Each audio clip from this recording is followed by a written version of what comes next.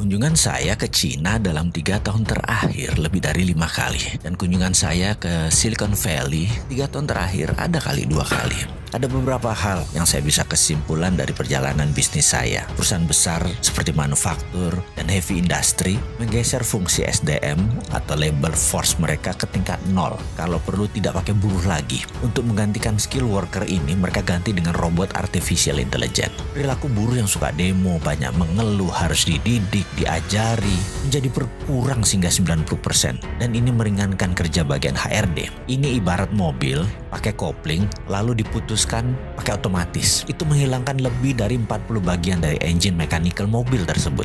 Selain lebih efisien di tenaga kerja, maka lebih kecil human error dan kecelakaan kerjanya. Karena kesalahan kerja yang menjadi kecil tersebut dan mesin yang menjadi lebih cepat tersebut, produksi bisa meningkat 2 kali lipat dibandingkan dengan menggunakan tenaga manusia. Teknologi AI, Artificial Intelligence, robotik tumbuh pesat 3 tahun terakhir dan 5 tahun ke depan makin ngeri lagi pertumbuhannya. Industri garment, industri otomotif, elektronik, dan banyak lagi telah mengganti hingga 80% labor force mereka dengan teknologi dan sebentar lagi akan merambah Indonesia. Apa yang terjadi dengan tingkat pengangguran di Indonesia kalau hal itu terjadi? Hal ini cukup menjadi perenungan buat kita semua.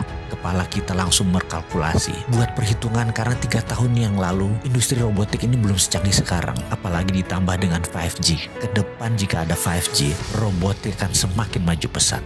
Bagi perusahaan, walau lebih mahal sedikit investasinya atau kira-kira naik 20% dengan menggunakan robotik, namun karena perilaku manusia modern yang ribet cara berpikirnya, complicated, banyak ngeluhnya, banyak perusahaan besar menganggap lebih baik tidak pakai manusia modern yang terlalu banyak informasi di kepalanya. Pendapat saya